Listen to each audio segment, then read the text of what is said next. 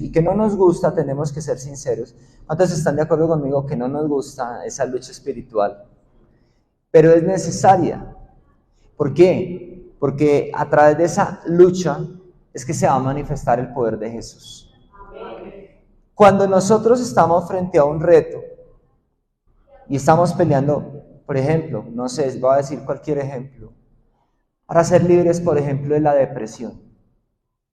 Lo más difícil no es el sentir la depresión, porque creo que todos los seres humanos en algún momento hemos sentido depresión. Lo difícil es si la depresión dura más de 2 días. Esa es otra cosa. Por ejemplo, para salir de la tristeza, una cosa es pues sentirse triste, pero otra cosa es sentirse triste más de 2 días. Por ejemplo, la enfermedad. El problema no es la enfermedad en sí. El problema es qué tanto duele la enfermedad y qué tanto dura en el cuerpo. Qué tanto daño hace. Cuando estamos luchando con algo para liberarnos de algo, es cuando Jesús entra en escena.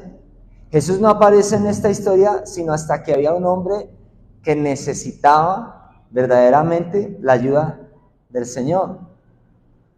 Usted debe recordar que el Señor solamente actúa donde en verdad lo necesitan. Jesús no actúa donde la gente considera que no lo necesita. Jesús nunca le ruega a nadie. Yo quiero que usted pueda entender mis palabras y no las tome de manera grosera o de manera agresiva. No, solo estoy diciendo algo. Jesús no le ruega a nadie para ayudarlo. Él siempre espera que la gente acuda a Él. Y cuando vea que de verdad la gente está dispuesta a reconocer que lo necesita, entonces ahí Él va a meter la mano. Antes, no. Quiero hablar de algo antes de entrar a las siguientes lecturas de este día que ocurrió con el endemoniado gadareno que no hablamos hace 8 días. Eran 2,000 cerdos. Entonces, dice la Reina de Valera que en ese hato de 2,000 cerdos entra una legión. Quiero que piensen esto y se concentren en lo que voy a explicar. El que estaba endemoniado era un solo hombre. Y cuando se manifiesta el demonio o el espíritu inmundo y habla con Jesús, Jesús le pregunta, ¿cuál es tu nombre? Y hablábamos hace 8 días que para hablar con el diablo solamente se habla cuando se le va a echar fuera. Es para lo único que hay que hablar con Satanás. Con el diablo no se habla para escucharle los argumentos. Al diablo no se le oye para que nos ponga pensamientos contra Dios. Al diablo no se le escucha para que nos haga dudar del poder de Dios. A Satanás no hay que oírlo para escucharle cuanta barrabasada nos quiera poner en la cabeza. Al diablo hay que hablarle únicamente cuando somos conscientes de su actuar, de su obrar en nosotros o en los nuestros, para decirle, fuera, te tienes que ir. Pero era uno solo el que está endemoniado o estaba endemoniado.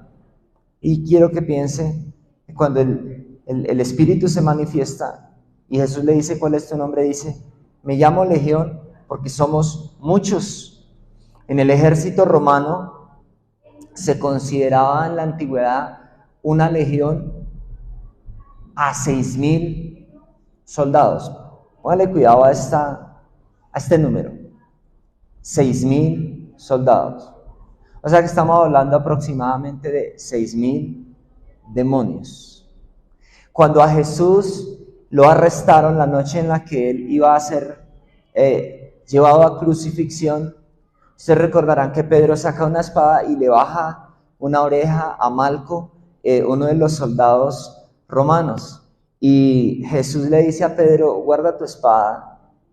No te he dicho que el que a espada mate, a espada morirá, o el que a hierro mata, a hierro muere, pero concéntrese en los detalles, porque voy a hablar de detalles.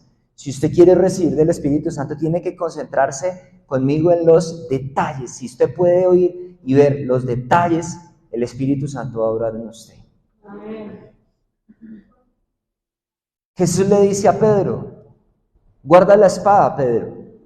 ¿No crees que si yo quisiera, le podría pedir a mi Padre 12 legiones de ángeles que acudirían inmediatamente a rescatarme y a salvarme?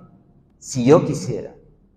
Piense que son 12 legiones de ángeles. Son 72,000 ángeles. O sea, eso es mucho. Le doy este número es para que piense algo. El hombre endemoniado, cuando habla el demonio, dice, somos una legión, porque somos muchos. O sea, había 6,000 demonios en un solo hombre. Piense en los detalles. ¿Sí estamos ahí en vivo? Piense en los detalles. 6,000 demonios pueden entrar a un ser humano. Eso es mucho. Entonces lo que usted tiene que pensar es, ¿por qué el mundo está como está? ¿Por qué hay mucho endemoniado? Porque hay gente que actúa, piensa y habla de cierto modo. Es porque están endemoniados. Pero solo el que está en el Espíritu lo va a poder ver. Los demás no. Ustedes vieron la actitud ahí, ya lo leímos. Y varios se saben la historia, cuando fueron a ver lo que había ocurrido, lo que hicieron fue decirle a Jesús, por favor, vete y déjanos tranquilos, que estaban asustados. Ellos nunca habían visto una liberación, ellos nunca habían visto que alguien que estuviera lleno de demonios fuera libre. Mire, la gente está acostumbrada, y esto es lo que tú tienes que entender, a vivir y a estar llena de lo que sea que esté llena. Yo no he visto nunca una persona que por sí misma, sola, llegue a la conclusión y diga, oiga, yo necesito a Jesucristo. No hay uno solo. La palabra de Dios dice que el único que hace que nosotros reconozcamos que Jesús es Dios, dice la Biblia que es el Espíritu Santo. La única manera de reconocer que necesitamos al Señor es por un obrar milagroso del Espíritu Santo. No he visto a nadie cambiar, y esto es con lo que lucha la gente. Pastor, yo no he podido cambiar. Pastor, mi familia no cambia, mi mamá no cambia, mi familia no cambia, mi hijo no cambia. Pero es que usted no va a cambiar a nadie y usted no puede cambiarse a usted mismo. Porque si sí fuera así, pues usted no necesitaría a Jesús. Se necesitaría solamente a usted mismo. Y usted sería su propio Dios. Por eso necesitamos el obrar de Dios. Pero lo que yo le estoy diciendo con estos números, con estos detalles, es para mostrarte algo. Hasta que Jesús no llega ahí, nada cambió. O sea, él ya era famoso, era un endemoniado, eran muchos los demonios que lo habitaban, vivía en un cementerio, le ponían entre los sepulcros, lo ataban con grillos, con cadenas, pero rompía las cadenas, despedazaba los grillos.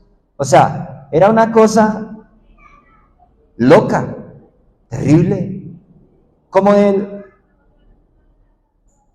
reaccionaba, cómo él actuaba. No era una persona normal, no era una persona que, le voy a decir algo, estamos en un mundo que no es normal. Se tiene que reaccionar y entender eso. Estamos en un mundo que no es normal. Estamos viviendo en medio de gente y en medio de personas que no tienen una vida normal. Me atrevo a decir algo, ¿quién de nosotros tiene una vida normal? Piense lo que le estoy diciendo. ¿Quién de nosotros tiene familiares normales? ¿Quién de nosotros tiene padres normales? ¿Quién de nosotros viene de abuelos normales? Ninguno. Si usted profundiza en la historia familiar, En todas las familias pasa algo, miren acá. Le estoy diciendo, préstele atención a los detalles aunque usted tome apuntes. En todas las familias hay alguien, y lo hablábamos con mi esposa esta semana, en todas las familias hay alguien que tiene serios problemas mentales. Alguien, en todas las familias. Hay alguien que tiene grandes sufrimientos de salud en todas las familias. Siempre hay alguien que es el más enfermo en la familia, el que siempre se enferma o la que siempre se enferma. En todas las familias hay alguien que tiene problemas psicológicos o psiquiátricos o problemas mentales. En todas las familias hay alguien que siempre es la persona que más problemas económicos tiene. En todas las familias. Y en todas las familias hay alguien que es el que está más endemoniado o el más endiablado. ¿Sí? ¿Me estoy haciendo entender? Cuando analizamos esos detalles, entonces es donde podemos entender dónde Jesús quiere obrar. O sea, no es solamente decir, sí, yo sé, el Señor quiere hacer milagros, y hoy va a hacer milagros, se lo aseguro, y hoy va a sanar enfermos, y hoy va a liberar personas, y hoy va a tocar gente. Pero no es solo eso, es entender los detalles. ¿Dónde opera el Señor? ¿Dónde está la gente detallista? ¿Cuántos se acuerdan de la película de Cantinflas? ¿Cuántos la vimos? La de Ahí está el detalle. Levanten la mano, era muy chistoso. Por un detallito le iban a mandar a cadena perpetua a Cantinflas. Porque él mató a un perro que se llamaba Bobby. Pero había un señor que se llamaba Bobby, que estaba chantajeando a una mujer muy hermosa, que el esposo era muy celoso. Entonces el juicio que le hacían a Cantinflas es, ¿usted mató a Bobby? Claro que yo maté a Bobby, a ese perro yo lo maté, y todos, ¡wow! Es un asesino, no tiene compasión. Mire qué falta de escrúpulos, como dice que lo mató como un perro. Y Cantinflas respondía, pues si era un perro. Pero ellos estaban refiriendo, era a Bobby un ser humano. Y Cantinflas se refería a Bobby, una mascota, un perro, que lo tenía loco de tanto ladrar. Ahí está el detalle. Hay que saber diferenciar. Mírenme acá. Cuando es un perro el que está ladrando y cuando es un humano el que tiene un problema. O en otras palabras, cuando el problema es con algo que no es humano y cuando el problema es con un humano. ¿Sí me estoy haciendo entender? Porque todos decimos, Señor, ayúdame, bendíceme, pon tu mano en esto, pon tu mano en lo otro. Pero yo he aprendido caminando con el Señor que Él está en los detalles. Y Él está con los que son detallistas. Si tú quieres ver al Señor obrar, te tienes que volver detallista. Te tienes que volver observador. Te tienes que volver sensible a los detalles de Dios. Si te voy a decir algo que tiene Dios, Dios es muy detallista. Dios es un Dios de detalles. El viernes estábamos con mi esposa en un lugar, nos sentamos y quedamos a una ventana y apenas vimos que había mucha gente tomando fotos y oye, la gente no suelta ese celular, para todo quiere tomar fotos. Pero cuando miramos de fondo apareció el arco iris y mi esposa me dice, el pacto de Dios, los detalles. Dios hizo un pacto con una familia. Y si tú entiendes lo que yo te quiero decir, si tú eres fiel a Dios, Dios va a entrar en pacto con tu familia. Amén. O te tienes que cumplir el pacto de Dios. Que lo que Él te pida, tú lo hagas. Así nadie más en tu casa lo entienda. Así se te pare de cabeza todo el mundo. Vas a poner a Dios de primeras. Amén. Y Él va a hacer un pacto contigo. Amén. ¿Cuál fue el pacto de Dios con Noé? Siga los detalles.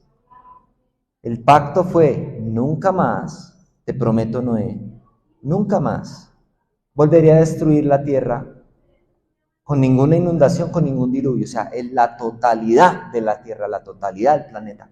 Nunca más. Y si Dios prometió eso, es que nunca más.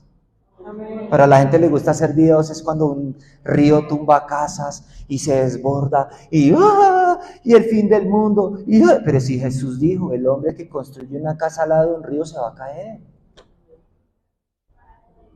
¿Para qué construye una casa al lado del río? Se va a caer. Los detalles. Digo, pero el que la construya sobre la roca, nada la va a hundir. Si pueden entrar 6,000 demonios, volvamos a los detalles, al cuerpo de un solo ser humano, piensen esto: ¿cuántos ángeles se quieren manifestar en nosotros? Voy a volverlo a repetir.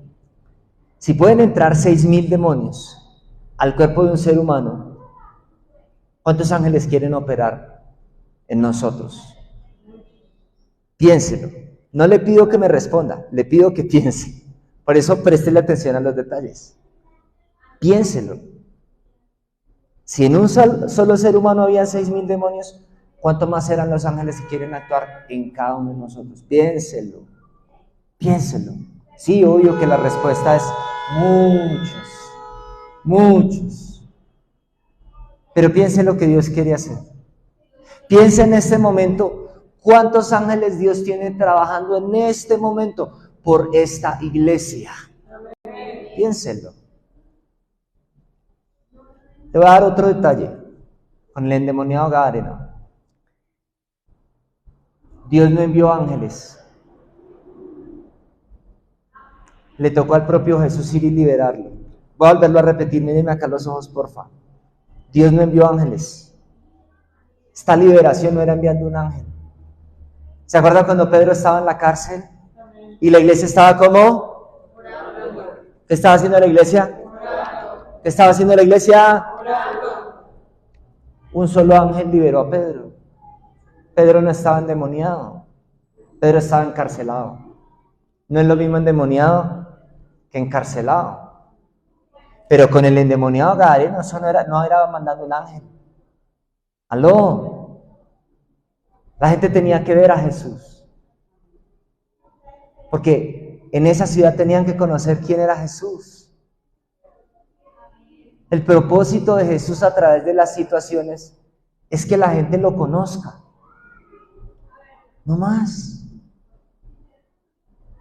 Nosotros que somos cortos de vista, somos los que queremos la solución a nuestro problema, pero no entendemos que detrás de ese problema, cuando el Señor nos visite, va a haber gente que lo va a conocer a Él, hermano. Hay gente que va a decir: Dios es real. Dios sí está en ese lugar. Dios sí está en ese hombre que está hablando. El Espíritu Santo sí está sobre ese varón. Pero primero tuvo que aparecer Jesús. Cuando el Señor aparece, entonces allí vino la liberación. ¿Se cree que Jesús no tenía poder para haberlo liberado, no sé, a una ciudad, a 1 kilómetro o a 100 kilómetros de distancia? ¿Sí o no? Claro. Pero el propio Jesús le plació ir porque él tenía un plan con Decápolis. Yo quiero repetir esto. Jesús se enamora de las personas más difíciles. Todos los hombres que yo conozco que hoy Dios usa, algún día eran los más endemoniados de su familia. Todas las mujeres y hombres que hoy Dios está usando algún día eran los endemoniados gadarenos de sus familias. La pregunta para nosotros es: ¿nosotros queremos que Jesús haga eso con nosotros y con nuestros familiares? ¿Sí o no? Entonces tenemos que entender algo. Cuando Jesús va a traer liberación a la gente, Él va a tratar con la gente. Si tú quieres que Dios salve a tu mamá, es posible que tu mamá pase por algo muy difícil.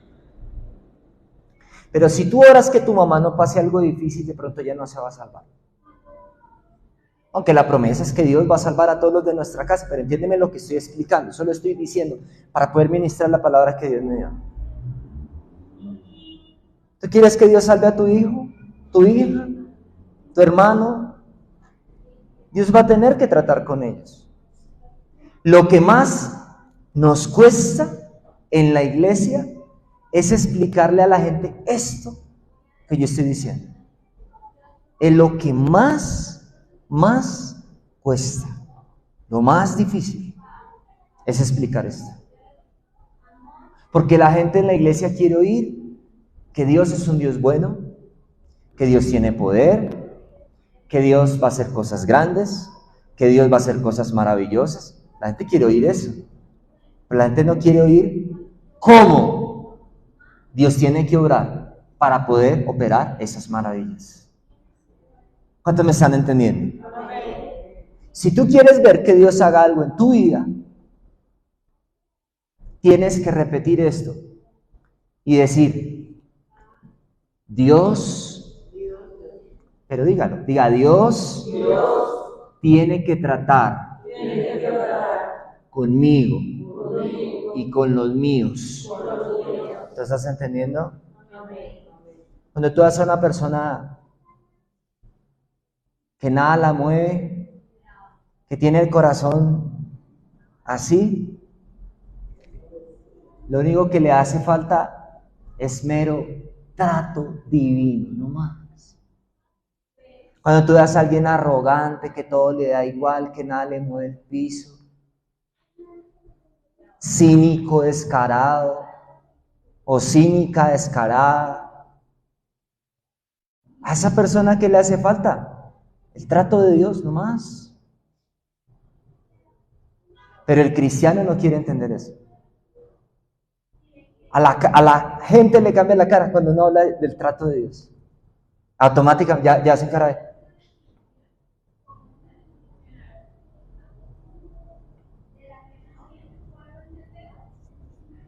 O por dentro están anulo. O están haciendo así. ¿Me entiendes lo que estoy diciendo? Pero está ahí. Cuando Jesús apareció para tratar con el endemoniado. ¿Aló? Si tú quieres ver algo en tu vida que nunca has visto, vas a tener que pasar por un trato que tú nunca has pasado. Si tú quieres ver un nivel que tú nunca has estado, vas a tener que pasar un desierto que tú nunca has vivido. ¿Sigo o paro? ¿Sigo o paro? O sea, ¿pero me está recibiendo lo que le estoy diciendo? Porque es que antes de la tierra prometida hay que pasar un desierto. ¡Aló! Yo escucho todo lo que cantamos acá. ¿Usted entiende qué es cuando usted le está diciendo a Dios, transforma lo que soy? ¿Usted entiende qué significa esa sola frase? Transforma lo que soy. Yo llevo 23, casi 24 años en esto. Yo sé qué le estoy hablando. Te va a doler hasta la madre. Si ya se murió, se va a sacudir allá en el cementerio. De lo que te va a doler. Por causa de lo que Cristo quiere hacer contigo, hermano. No estoy siendo grosero en mi palabra. Estoy diciendo algo. Pero te va a doler. Hasta la abuela se sacudirán allá en el cementerio. ¿Me entiende lo que estoy diciendo?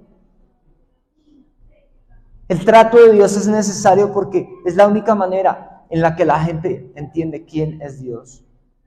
Yo he contado acá algunas veces la historia de mi familia. Mi papá era gerente en Carulla y mi papá era un hombre muy soberbio. ¿Por qué? Porque tenía un cargo alto, porque tenía un sueldo alto, porque estaba en un lugar alto.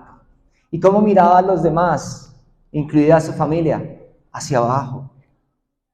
Mi papá no tendía una cama. No estoy hablando mal de mi papá.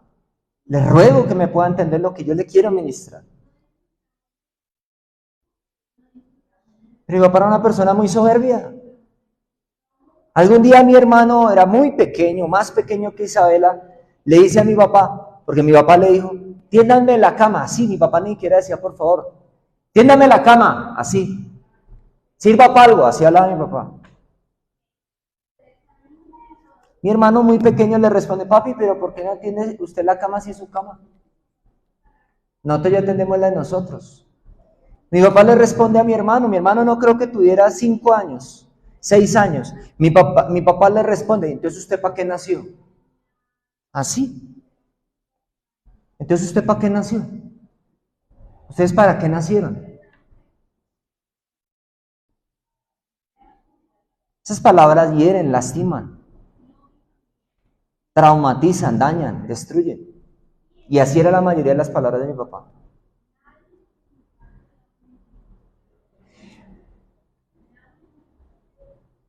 Recuerdo tener 5 o 6 años de edad y estar en el almacén con mi papá. Mi papá abría a las 5:30 de la mañana, 5 de la mañana. Y mi papá me llevó. 5 añitos tenía yo, 5, 4 años por ahí. Yo tengo muy buena memoria. Mi papá me dejó al lado de los puestos donde estaban en ese tiempo los periódicos y las revistas, y ahí encima habían muchos periódicos, y yo caí dormido ahí, desmayado. Y todos los empleados del almacén me cuidaban a mí y decían, tan bonito el hijo del jefe, tan lindo, un niño blanco, muy caribonito y rubio, mono, catire, muy lindo. Muy lindo. Cuando yo me despierto porque yo oía los gritos de mi papá mandando a los empleados. En ese tiempo los jefes podían tratar a los empleados con groserías. Mi papá le decía a los empleados, vayan no sé por cuántas, mueva esa caja, súrtame esa góndola. Yo todavía me acuerdo hasta el día de hoy. Sígame en los detalles. Pero un buen día, mi papá nunca cantó la canción de Cornelio Reina, pero esta aquí aplica. Me caí de la nube en que andaba. Y se cayó para nunca volver a estar arriba.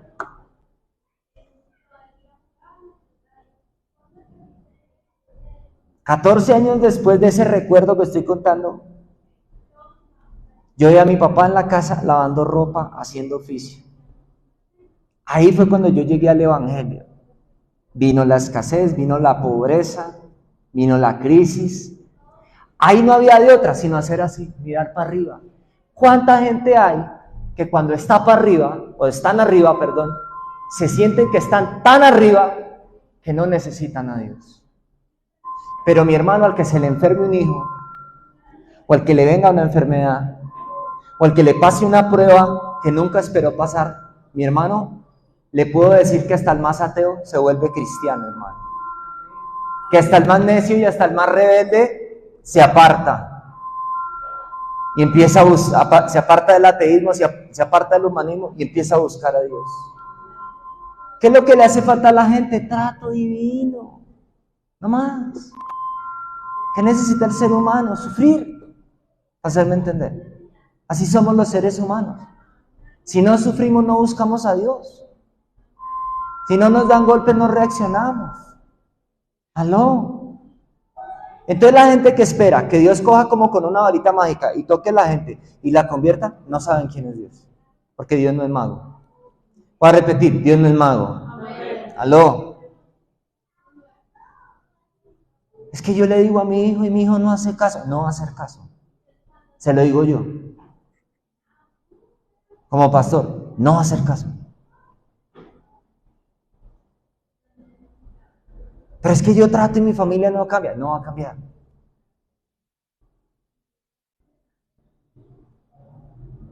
Pero hay gente que ni predicándole no va a cambiar.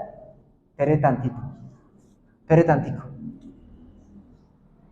Espere tantico. Cuando le venga la prueba, vamos a ver muchas personas así, como cuando le pegaban al chavo. O como cuando don Ramón lo hacían llorar, que ese sí lloraba de verdad. Yo creo que hemos llorado don Ramón cuando le pegaba a la vieja chancluda. Y yo más de 20 años viendo gente llorar. Y todos los que he visto llorar, antes de llorar algún día los vi engreídos, soberbios, altivos, altaneros, crecidos, agrandados, escupiendo contra la iglesia, escupiendo contra los pastores. Yo no necesito eso. Yo no tengo que estar en una iglesia para ser un buen ser humano. Tranquilo. Pero cuando te toque, vas a estar metido tú y toda tu casa en la iglesia, hermano. Y vas a estar hasta de rodillas en el piso pidiéndole perdón a Dios por tu soberbia, por tu orgullo y por tu arrogancia. Necesitamos que Dios trate con nosotros. En eso consiste el Evangelio. No es más. Dios es un Dios poderoso, eso no se discute. Dios puede cambiar a cualquiera, eso no necesita explicarse. Lo que tenemos que entender es que la manera en la que Dios cambia a las personas es tratándolas. Yo no estaría acá si Dios no hubiera tratado con mi familia. ¿Aló?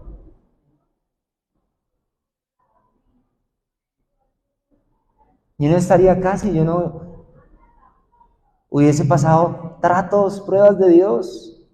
Muchas, no poquitas, muchas. ¿Aló? Mi esposa no estaría ya sumisa a Dios, sumisa, obediente, con buena actitud, si Dios no hubiese tratado con ella. ¿Aló? ¿Cómo Dios nos quita la dureza del corazón? A punta de golpes. Y el que está muy duro de corazón, ¿qué le hace falta? No, recibir más golpes. ¿Qué le hace falta? ¿Recibir más qué? ¿Ya? Ahora, yo no lo estoy golpeando con la prédica, yo se lo estoy enseñando. ¿Amén? ¿Listo? Entonces, dése cuenta, cuando ven al endemoniado libre, uno pensaría, oh Jesús, quédate acá y libéranos a todos. No, váyase de acá, déjenos tranquilos. Así es el ser humano. Ni viendo milagros, cambian, hermano. Ese es un milagro. ¿Aló? El loco de la ciudad, el más enchuquizado. Y cuando lo ven libre, ¿y quién lo cambió? Jesús. Venga, por favor, Jesús. Pero Jesús tenía un plan. Entonces, escuche esto. Le pidieron que se fuera a Jesús y los dejara tranquilos. Jesús regresó a la barca. El que había estado endemoniado le suplicó que lo dejara irse con él, pero Jesús le dijo, no. Vete a vivir con los tuyos y cuéntale las maravillas que el Señor ha hecho contigo, lo misericordioso que ha sido contigo. O sea, el plan de Jesús era usar al endemoniado gadareno. ¿Por qué? Tenemos que entender esto. Cuando Jesús libera al más endemoniado, es porque está liberando a todos los demás en la misma ciudad. Voy a volverlo a repetir. Cuando Jesús libera al más endemoniado es porque está liberando a todos los demás en el mismo territorio. ¡Aló! ¿Sabe por qué? Porque el diablo ya no va a tener el mismo poder sobre las demás personas. Porque aquel sobre quien tenía mayor poder ya no lo tiene. ¿Cuántos me están entendiendo? ¡Aló! ¿Quién era el más endiablado en la casa? Pues mi papá. Entonces, cuando yo estaba adolescente, y lo puedo decir ahora que soy un hombre de Dios, yo decía, yo tengo que ser más fuerte que mi papá, porque solo así lo puedo vencer. Y físicamente era imposible que yo tuviera más fuerza que mi papá. Imposible. La única manera de que yo tuviera más fuerza que mi papá era que yo estuviera más endemoniado que él.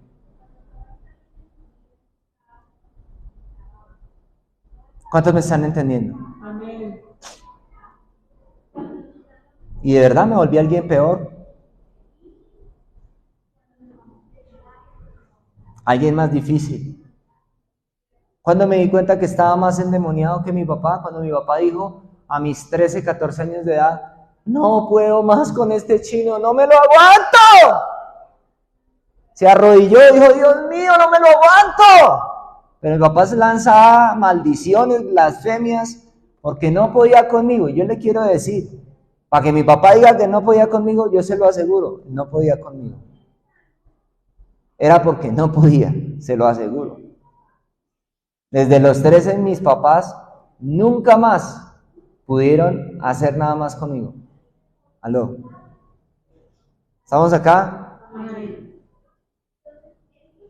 Entonces cuando Jesús llegó a mi vida, yo ya había tocado fondo y nadie había podido conmigo, como el endemoniado gadareno. Cuando el Señor llegó a mi vida, llegó para quedarse una vez y para siempre, hermano. Una vez y para siempre, hermano. Y me liberó, ¡aló! Y me cambió de ser un endemoniado a volverme un joven ungido, lleno del Espíritu Santo.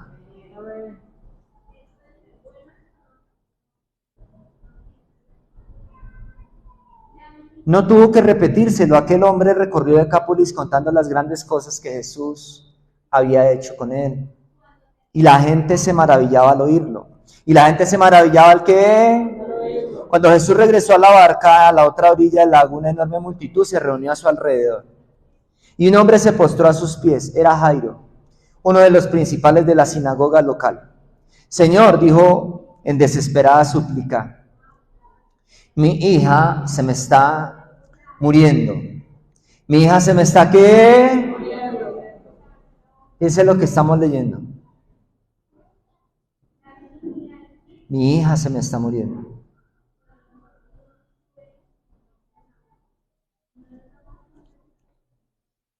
Esa no es cualquier súplica. No es mi hija tiene una gripa. No es mi hija no hace caso. No es mi hija está rebelde. No es mi hija no se porta bien, no hace las tareas. Se estaba muriendo. Ven y ponle las manos encima. Ven y ponle las manos ¿dónde? Encima. Sé que puedes hacer que viva. Ese es el tema de hoy. Sé que puedes hacer que viva. Jesús lo acompañó.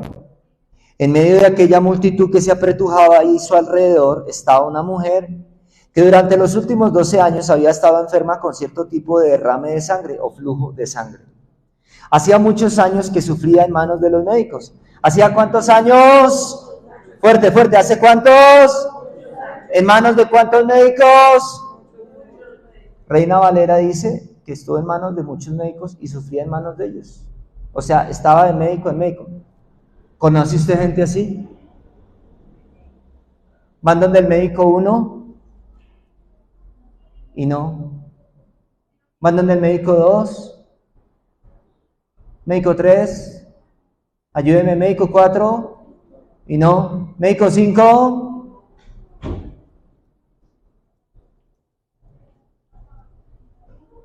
Pero a pesar de haber gastado su fortuna, pero a pesar de haber gastado su ¿qué?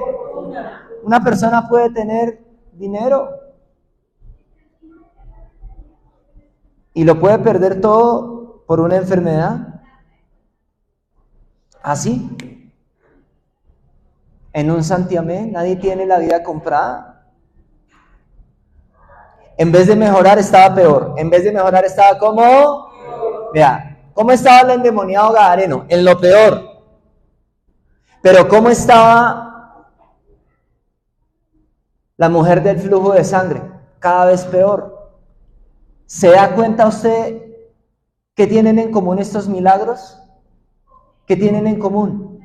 Que cuando Jesús está a punto de hacer algo en la persona, es cuando la persona peor se coloca. Ay. Yo voy a volver a repetir eso porque si usted entiende lo que yo estoy diciendo, usted no solamente va a gritar amén, sino que usted va a recibir la unción del Espíritu Santo en este lugar.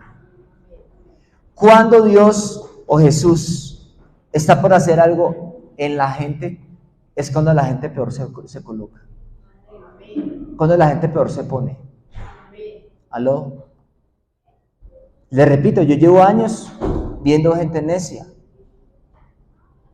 desobedecer a Dios. No quiero hacer caso. Y no voy a hacer caso. Y no voy a obedecer. Como si el reto fuera con un hombre.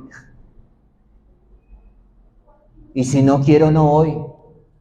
Y si no quiero, no hago. ¿Y qué? ¿Y qué? Espere tantico.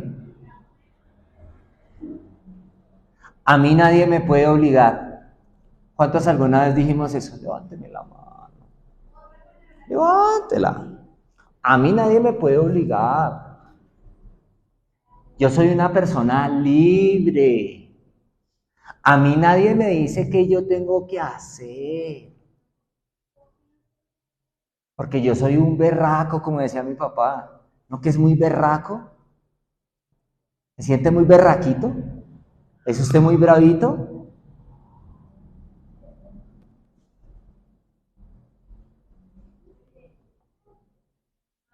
Pero ella estaba en lo peor. Normalmente cuando Dios va a operar en las personas, la gente se pone peor. Pero la gente que no tiene madurez espiritual se desespera. Es que lloro por mi hijo y se está poniendo peor.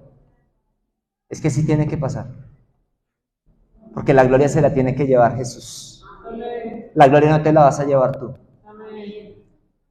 Si el día de mañana tú dices, fue porque lloré, tú le estás robando la gloria de Dios. Claro, es que yo fui el que más ayunó. Sí. Sí. Hay gente que por más que tú le metas oración y ayuno, no. Solo Jesús. Solo el Señor. Enterada de los maravillosos milagros que Jesús hacía, se le fue acercando poco a poco por detrás, abriéndose paso entre la multitud. Abriéndose paso entre ¿quién? Deseaba tocarle el manto. ¿Qué deseaba tocarle? Tenía la más absoluta seguridad. ¿Tenía la más absoluta qué? Seguridad. De que si lo tocaba, siquiera lo tocaba, ella sanaría. Quiero dejarte esto acá porque el tiempo acá se va muy rápido. Acá el tiempo pasa muy rápido.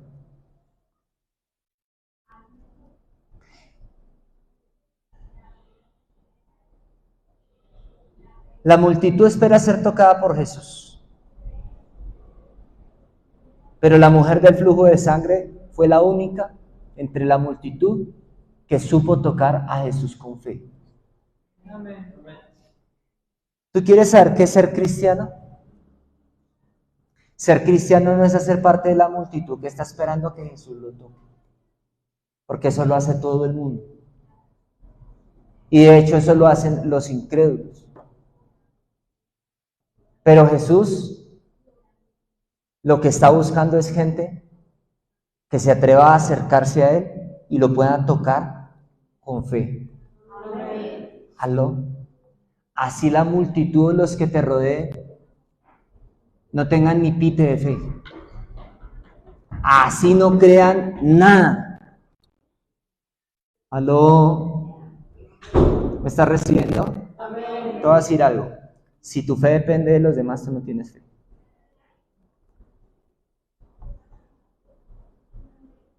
No me la paso hablando en todas las predicas de mi papá. Pero eso que con lo que yo cuento era para que yo me volviera un hombre de fe.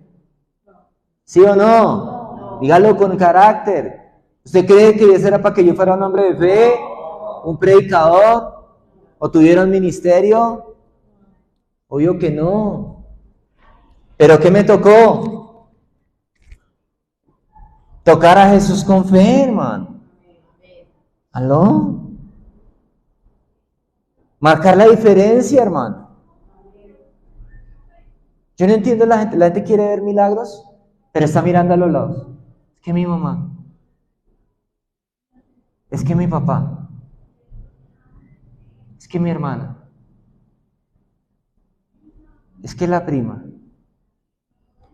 Y si es el que le toca tener fe es a usted. Los demás que miren qué tienen. ¿Aló? ¿Usted está acá? ¿Aló?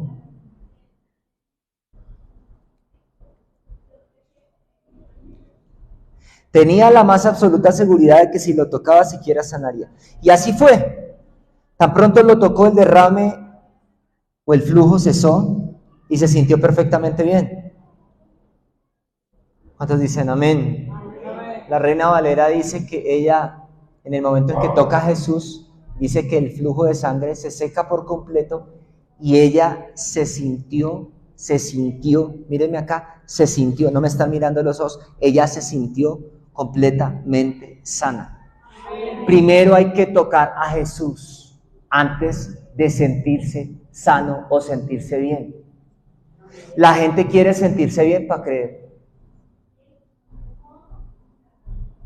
Es que estoy mal y no puedo creer. Es que así funciona. Cuando peor estés, es cuando más te toca creer. No te lo grito porque estés sorda o sordo. Es porque te lo tienes que meter adentro. ¿Cuándo hay que creer? Cuando peor te sientas. ¿Cuándo hay que creer? Cuando peor estén las cosas, hermano.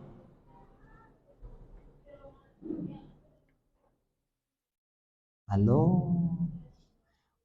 ¿Usted sabe cuando yo estaba en el colegio qué decían mis compañeros en clase de religión? ¿Usted se acuerda que en los colegios hace 25 años atrás había clase de religión y era solo religión católica? ¿Sí se acuerda? Entonces nos llevaban las Biblias para clase de religión y me ponían la Biblia a mí. Y a un compañero que hoy día es homosexual, es bailarín de ballet. Estudió en la compañía de Missy. En la adolescencia él y el mejor amigo, que también era amanerado, salían en televisión, en programas de televisión. Una persona talentosa. Cuando me dan la Biblia a mí, para la clase de religión, ellos dos estaban al lado. Ellos eran buena gente conmigo, ellos no eran groseros, no eran malas personas conmigo, ellos eran amables. Eran respetuosos, hago la aclaración. Pero cuando me vieron con la Biblia católica, decía la Santa Biblia, o Dios habla hoy, que esa era la versión que se usaba en ese tiempo. Cuando yo cojo la Biblia y empiezo así a mirarla, llegan y voltean al lado y dicen, miren al diablo con la Biblia en la mano.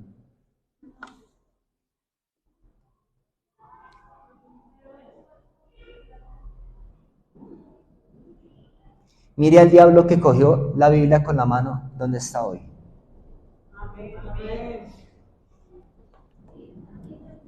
¿Se cree que Dios no puede cambiar a su familia? ¿Se cree que Dios no puede cambiar a sus hijos?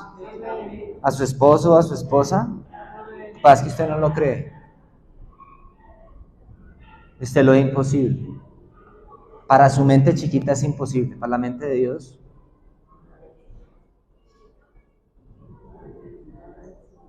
¿Qué le decía Jesús a los judíos? Me van a decir que son hijos de Abraham. Y Jesús les estaba diciendo en su primer sermón, yo soy el Mesías, soy el Hijo de Dios, soy el Salvador. Y todos cogieron una piedra para matarlo, la primera vez que lo querían matar. Y Jesús les dice, ustedes dicen que son hijos de Abraham, pero si en verdad fueran hijos de Abraham, no querrían matarme. ¿Cuántos me están entendiendo? No querrían matarme si en verdad fueran hijos de Abraham. ¿Y qué les dice el Señor? Y Él señala las piedras que ellos tienen para que lo querían matar. Dijo, aún de estas piedras Dios es capaz de levantar hijos. Y ahí dijo, aún las piedras hablarán. ¿Usted tiene lo que yo estoy diciendo? Acá el que te está predicando un día fue una piedra. Estás oyendo una piedra hablar. Estás oyendo una piedra predicar. Yo me agarraba a golpes con los compañeros de colegio, a golpes, a patadas, a puños, a groserías. Con mi hermano nos escupíamos gargajos en la cara, en el pelo. Nos salían los mocos por la boca y nos escupíamos.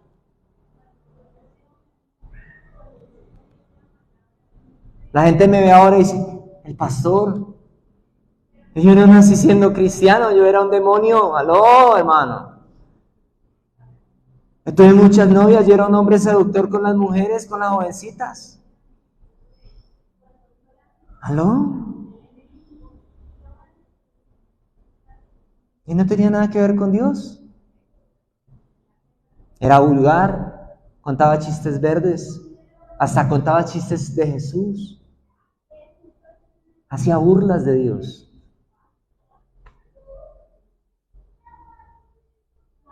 ¿Más a decir que Dios no puede cambiar a la gente? ¿Más a decir que Dios no puede liberar de la pornografía? ¿Más a decir que Dios no puede cambiar la mente sucia? ¿Más a decir que Dios no puede cambiar los ojos morbosos, los ojos sucios, los ojos llenos de oscuridad? ¿Más a decir que Dios no puede trabajar en el corazón? ¿Más a decir que Dios no puede cambiar? Y tiene poder para cambiar al que sea. A cualquiera. A ti si quieres. Jesús conoció enseguida que de él había escapado poder sanador. Que de él había escapado poder que... Tienes que entender algo. Jesús libera, pero Jesús también sana. No me está mirando acá. Jesús libera, pero también sana. Tienes que mirar los detalles. ¿Qué es lo que tú necesitas? ¿Una sanidad o una liberación? Piénsalo. ¿Qué es lo que necesita tu familia? ¿O alguien por quien tú estés orando? ¿O es una sanidad o es una liberación? Piensa qué es lo que necesitan los que están a nuestro alrededor. O sanidad o liberación. De Jesús salió poder sanador porque la mujer lo tocó con fe. Y ella antes de tocarlo, ella ya estaba declarando con la boca: si por lo menos lo toco, aunque sea al borde, yo me sano. Quedó sana. Se arregló el problema. A ver, le quiero preguntar hoy a los que hoy están acá: ¿usted cuándo es que quiere tocar a Jesús con fe? Hoy es el día. Pero tienes que tocarlo en serio. Hay que tocarlo con fe. ¿Aló? Un solo toque. Y fue sana. Y dando media vuelta preguntó a la multitud: ¿quién me tocó? Sus discípulos le respondieron: pero si la gente te está apretando, ¿cómo se te ocurre preguntar quién te tocó? Él siguió mirando a su alrededor en busca del que lo había hecho. La mujer, temblando de miedo y emoción, se arrodilló delante de él y le confesó. ¿Y le qué? Lo que había hecho. Cuando uno tiene fe, hay que confesarlo. Hay que exponernos ante los demás. Hay que decir: creí, por lo cual hablé. No es que yo creo en silencio y que nadie sepa. No, pues sí, nosotros creemos, pero no le digamos a nadie, porque de pronto me van a juzgar, de pronto se burlan de mí, van a decir que estoy loco. ¿Aló? ¿Se me está oyendo? No sé si Isra me permite dar el testimonio del pollo, si me das permiso de hacerlo. Tuve un sueño esta semana. Israel es mi primer hijo venezolano. Ven para acá, esté aquí al lado de la cámara. Tranquilo que no te voy a avergonzar ni hacer quedar mal. Tuve un sueño esta semana. Hasta aquí donde está esta baldosa rota. Ahí, para que te puedan ver ahí. Se conocieron a Israel hace 6 años, 5 años atrás. Soñó con 2 muchachas de Venezuela. Ya he tenido 2 sueños con ellas, estoy hablando con ellas. Él las conoce porque él fue el que las trajo acá. Y dentro de una casa muy grande. Cuando digo grande es como este auditorio, pero en el tercer piso de la casa. Es una casa grande, tocaba subir 3 pisos. En el sueño yo entré, hablo con ellas y luego entró a un lugar, bueno, había muchos cuartos y había una mano de venezolanos. Esa madrugada yo me levanté y yo hablé con Dios. Yo le dije: Señor, este sueño está clarísimo y es la segunda vez que me sueño con ellas. Entonces el Espíritu Santo me puso a mí y me dijo: ¿a quién tienes que llamar? Es Israel. Entonces yo le dije a mi esposa, voy a llamar a Israel. ¿Cuánto llevábamos sin vernos? ¿Como un año? Menos de un año. Pero varios meses. Por ahí sus 5 meses, por ahí. Enero, febrero, por ahí. Bueno, no importa, pero muchos meses. A lo que voy es a esto. Lo llamo. Cuando yo hago la llamada, yo no tengo ninguna intención, sino solo decirles, mira, tú este sueño soñé con fulana y fulana, pero Dios me colocó que te llames a ti. Y entonces él empieza, siempre que yo llamo a Israel, él me dice, épale, pastor. Él contesta así, épale, pastor. Que él es del Zulia, épale, pastor. Me dice, entonces yo no sé por qué nombré el pollo. Yo le dije, no, es que ahorita fui a comprar pollo y el pollo está más caro. Pero yo no le dije quedándome, sino algo espontáneo. Digo, pastor, yo estoy en este momento de palo quemado y estoy comprando pollo. A mí me sale más barato. ¿Usted va a estar dónde? ¿Va a estar en la iglesia o hasta el domingo lo llevo? No sé qué, bueno, palabras más, palabras menos. El jueves vino, ¿cuántos kilos eran, Isra? 8 kilos de pollo.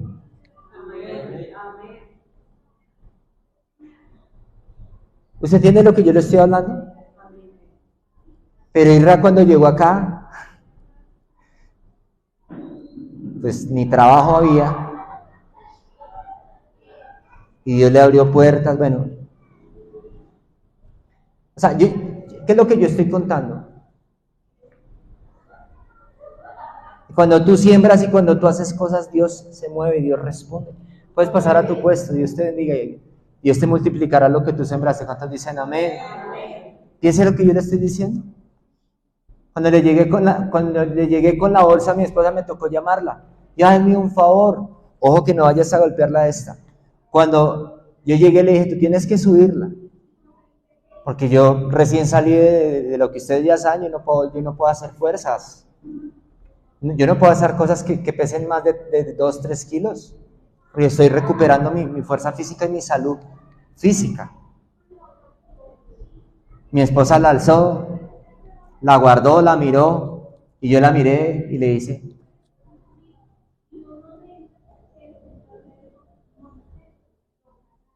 ¿puedes ver al Espíritu Santo en los detalles? Ella me dice, ¿en qué? Y en los 8 kilos de pollo que acaba de guardar en la nevera, hermano.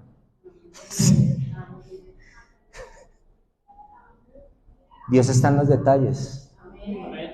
El Espíritu Santo te va a decir qué me dijo. ¿Te acuerdas que cuando ellos llegaron tú sembraste? El Señor me trajo memoria. ¿Qué sembramos? Comida. ¿Qué cosechamos? Pero de lo que más me acordé fue cuando llegó tu hermana, Caterine, al portal de la 80 y los sándwiches de Subway. Eso es de lo que me acuerdo. Lo otro no, porque yo siempre es para Dios, no para estar echando en cara. Yo solo estoy dando acá un testimonio. Me dice amén. Ojo, yo he enseñado en domingos anteriores, no menosprecia a nadie. Porque hoy una persona puede llegar con una mano adelante y la otra detrás. El día de mañana Dios la pone arriba. Y hasta esas personas que tuvieron la mano adelante y la otra detrás, Dios las pone arriba y hasta le dan de comer a usted y a mí. ¿Me entiende lo que yo estoy diciendo? Por eso no hay que menospreciar a nadie. Aleluya. Estoy finalizando. Entonces, acá estoy dando testimonio porque hay que confesar. ¡Aló! Creí, por lo cual hablé. Hay gente que tiene sueños y ni los habla con el pastor. Es que tuve un sueño. Yo tuve un sueño y lo confesé. Yo sé cuando mis sueños son de Dios, los míos. Fue de Dios. Y lo confirman los 8 kilos de pollo allá en la nevera. Bueno, ya no hay 8 kilos, ya hay 4. Porque somos 4 en la casa y esa manera de comer de los niños. Y del papá de los niños. Son detalles donde Dios te dice, no te dejaré, no te desampararé, siempre te sustentaré. Listo. Y él le confesó lo que había hecho. Jesús le dijo, hija, ¿cómo la llamó? Hija. Y quedamos finalizando. Tu fe te ha sanado. Vete en paz. ¿Qué le dijo? Vete en paz. que ya no estás enferma. Amén. ¿Qué quiere hacer Jesús con nosotros? Hacer que estemos en paz. Que tengamos paz. Que ya no estemos sufriendo por la misma situación. ¿Quieres una palabra de Dios en esta hora? Levántame la mano derecha. ¿Cuántos quieren una palabra de Dios? Amén. Escúchame. Deja de estar sufriendo por lo mismo.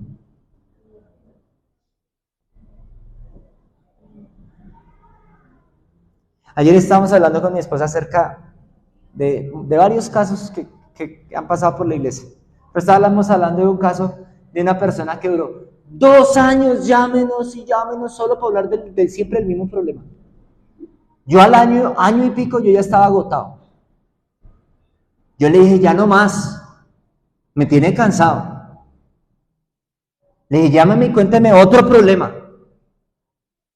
Le prohíbo que me hable más de lo mismo. Le quiero decir algo, hay un momento donde uno tiene que abrir el corazón y pedir ayuda. Pero tenga cuidado cuando abrir el corazón y pedir ayuda se le vuelve a usted la manera para derramar queja, blasfemia, incredulidad y estar botándole su estiércol espiritual a todo el mundo alrededor, especialmente a los pastores. ¿Me está oyendo? Es que yo he orado y Dios no ha hecho nada. Cuidadito usted a quién le va a decir eso, que no sea nosotros. Que no sea nosotros porque cuando Dios tenga que tratar con usted, usted va a ver lo que le va a tocar pasar. Es que yo le pido a Dios y Dios no responde. Yo le quiero preguntar, ¿usted cree que Dios va a responder a la majadería de nosotros? ¿Sí o no? Entonces deje la majadería. Porque es que la majadería no es solo con nosotros, la majadería es con Dios, que no hay que tenerla. Yo ayuné y lloré y Dios no hizo nada. ¿Está seguro que cuando usted ora y ayuna Dios no hace algo? Yo fui allá, por eso no volví, porque Dios no hizo nada. Es que esto no es magia, papi. Esto no es magia, mami. Esto no es que yo vengo un día y ya, y si Dios no me funcionó, así como decía un paciente que algún día pasó acá por la iglesia, es que a Dios a mí no me sirve. Así, si Dios no me responde rápido, a mí no me sirve. Así. La persona más soberbia que yo haya conocido. Un varón que fue jefe de Israel. El más soberbio que haya pasado por esta iglesia. Si a mí Dios no me responde así, a mí no me sirve. Nunca había visto tanta soberbia en una sola persona.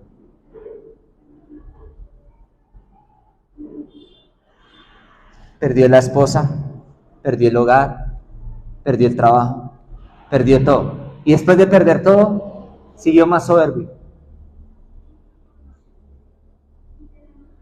Y por eso no voy a ninguna iglesia, porque yo cuando fui, ¿Dios qué hizo? Le estoy leyendo que Jesús liberó a un endemoniado que tenía 6,000 demonios adentro. Su papá, su mamá, su hermano o quien sea no tiene 6,000 demonios adentro, hermano. Hacer lo que le hace falta es fe. Dejar de cuestionar a Dios. Pastor, es que tenemos este problema. Bueno, vamos a orar, pero ¿usted tiene fe? ¿Se quiere quedar en lo mismo? No, porque Dios te va a permitir pasar cosas peores para que se te quite la bobada. ¿Aló? La persona le estoy contando que duró 1 o 2 años quejándose. ¿Y por qué me pasó? Tuvo que pasar unas pruebas. Mire, no estoy juzgando, míreme a los ojos. Unas pruebas. Que uno después le dice, sí, se lo dije. Sí, yo sé, pastor, pero es que, ¿qué hacemos si nos gusta ser tercos? Que tu terquedad no te saque del propósito de Dios, amén. Termino acá diciendo esto. Hija, tu fe te ha sanado, vete en paz, que ya no estás enferma. Mientras hablaba con la mujer, llegaron varios mensajeros de la casa de Jairo a dar la noticia de que era demasiado tarde, de que era demasiado ¿qué? Que la muchacha ya estaba muerta y que ya no era necesario que Jesús fuera. Pero Jesús le dijo a Jairo, no temas, cree en mí. ¿Qué dijo Jesús? ¿Eso dice el Señor hoy? Ya. Le quiero preguntar, ¿puedes creer? Míreme los ojos. ¿Puedes creer? ¿Tú puedes creer? Y no permitió que nadie fuera con él, sino Pedro, Jacobo y Juan. Yo no entendía este pasaje. Estoy finalizando porque se nos fue el tiempo. Pero si solo los llevó a ellos tres es porque eran los únicos que tenían la fe suficiente para estar en ese momento. A los demás los sacó. En casa de Jairo todo era llanto y dolor. En casa de Jairo, ¿cómo era todo?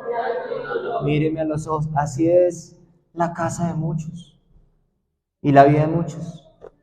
Va a hablar uno con la gente, hermano.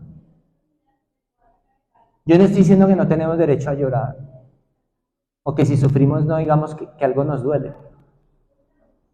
Todos hemos tenido cosas que nos duelen. Pero otra cosa es hacerle una fiesta a tu dolor. No le haga una fiesta a su dolor. ¿Aló? Todo era llanto y dolor en la casa. Absolutamente todo. ¿Estamos acá? ¿A qué viene tanto alboroto, tanto llanto y tanto alboroto? Dijo Jesús al llegar. La niña no está muerta, solo está dormida. La gente se rió en su cara. ¿La gente se rió en su qué? Pero él les ordenó que salieran y entró con Jairo, la esposa de este y los 3 discípulos al cuarto en que reposaba el cuerpo de la niña. Hay un momento en donde hay que sacar a los que se burlan. Yo le voy a decir algo, mírenme a los ojos. Gente que se burló de Dios, murió mal, terminó mal. Y pasaron cosas feas. No hay que burlarse de Jesús. No hay que coger en juego el nombre de Dios. No es para cogerlo ahí a la ligera. Tomándole de la mano le dijo, levántate niña. ¿Qué le dijo? Levántate niña. Y aquella niña de 12 años de edad se levantó de un salto y caminó. Se levantó de un salto y ¿qué? Caminó.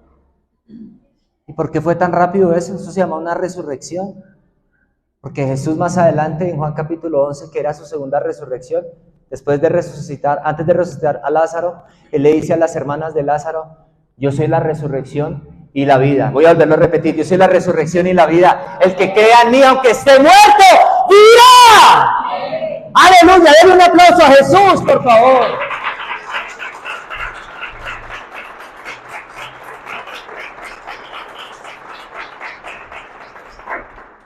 El que crea en mí, aunque esté muerto, vivirá.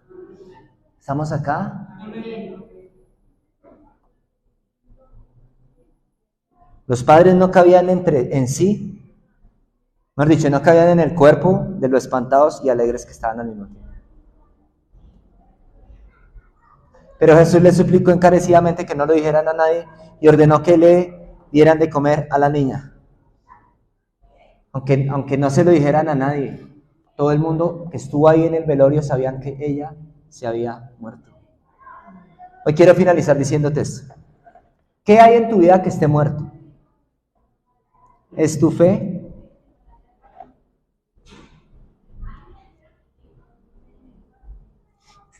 Voy a hacer algo que nunca hago.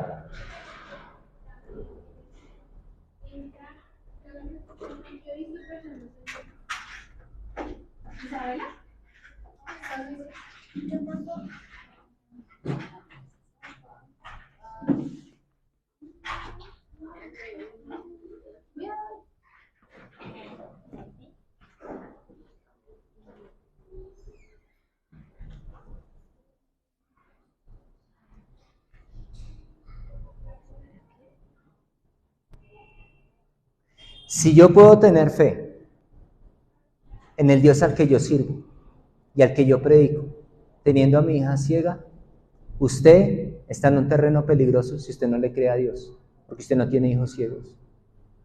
Amén.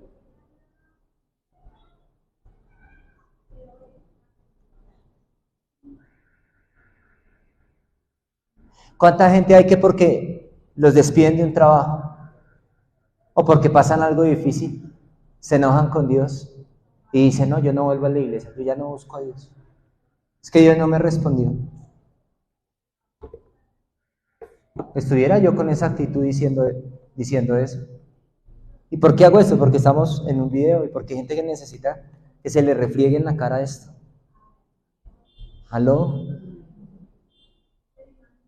Cualquiera habla de fe. Si no le duele una muela, cualquiera. Ahora vívalo. Cualquiera habla de ser firme cuando no ha sufrido nada, cuando nunca ha estado enfermo, cuando nunca se le ha enfermado un hijo, o el esposo o la esposa, cualquiera habla de fe. Esto es fe. Porque fe es la certeza de lo que se espera y la convicción de lo que cree. Entonces, ¿por qué no puede tener fe? Si la fe en Dios es ciega. Perdón que grite muy duro.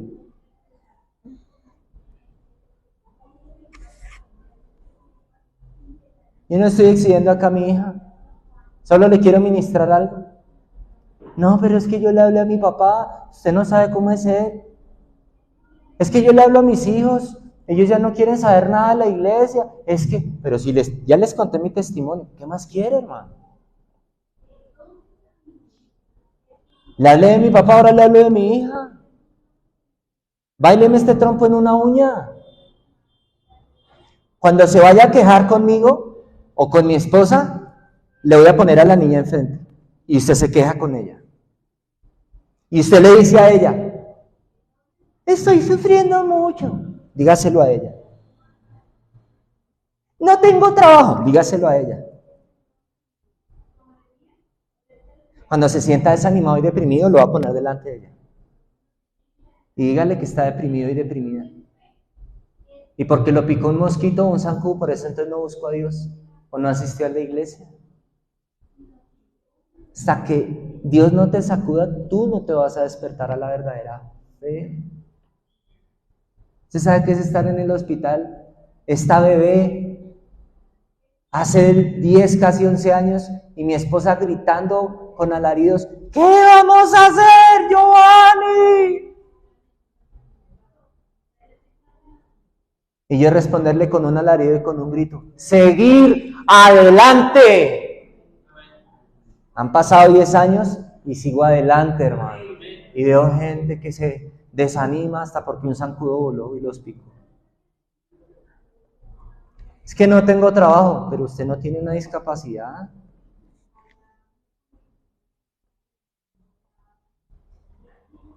Es que mi familia no cree, pero ninguno está enfermo. Y ella tampoco está enferma.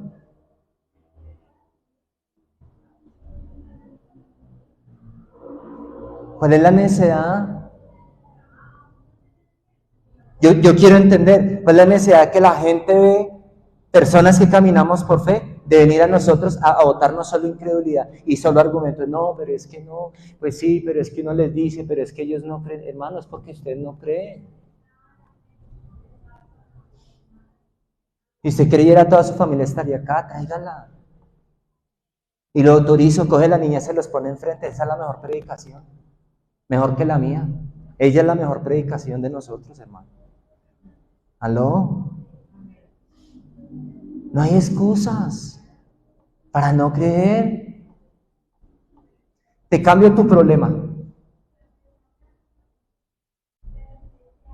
El que sea que tú tengas.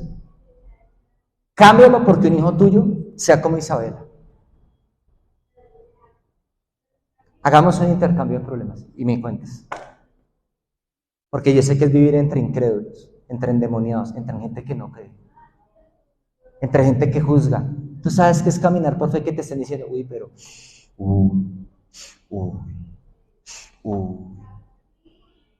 no. ¿Quién es una muñeca hermosa?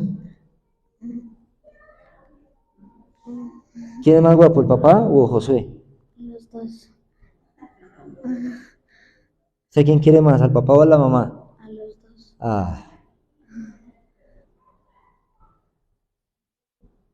Bueno, Ahí sí, vas a sentarte aquí adelante de alguien que tú amas mucho.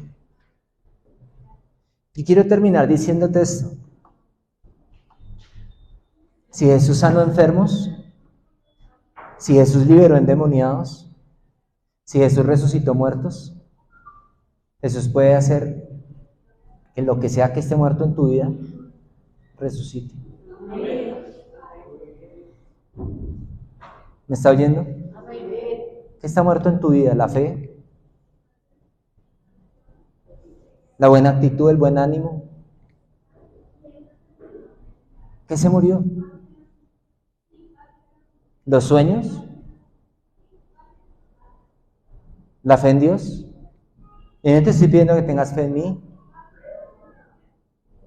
Te he leído 3 milagros reales y Jesús sigue haciendo milagros hoy, hermano.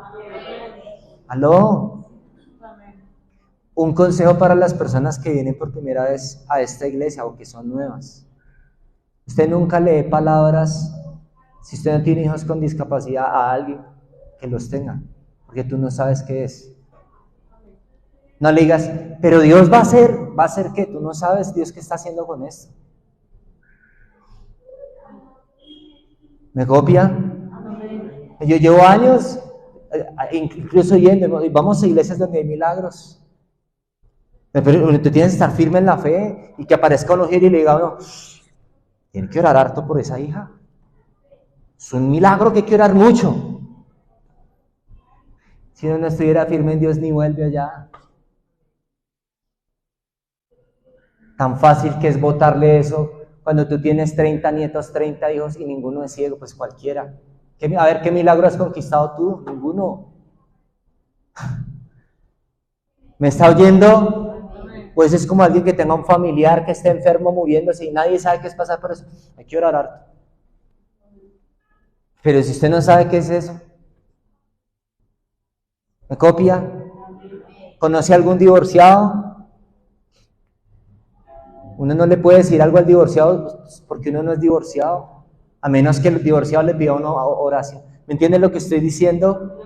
Jesús siempre va a dar lo que Él puede dar. Y lo que Jesús puede dar es lo mejor, hermano. Y por eso Dios nos dio a Isabel, hermano. Porque lo que Él nos da es perfecto y es completo. ¿Me dice amén? Pero nosotros necesitamos es poner nuestros ojos en el poder de Dios. Yo no vine a regañarlo, yo sé mi manera de hablar. Pero yo lo que quiero es sacudir su fe. ¿Dónde está su fe hoy? ¿Está en el piso?